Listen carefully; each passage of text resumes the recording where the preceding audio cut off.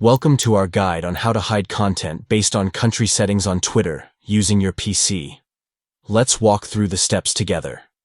To begin, open Twitter on your PC and navigate to your profile options. Click on More to access additional settings. Next, select Settings and Privacy. After clicking on Settings and Support, to customize your account preferences. Within the Settings menu, click on Privacy and Safety to manage your privacy settings on Twitter. Under the Privacy and Safety section, locate the option for Content You See and click on it to adjust your content settings. Click on Explore Settings to delve deeper into your content preferences.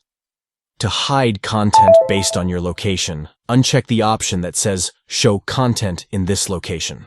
By disabling this option, you can customize the content you see on Twitter based on your preferences rather than your geographical location. Thank you for watching. We hope this guide has been helpful in showing you how to hide content based on country settings on Twitter using your PC.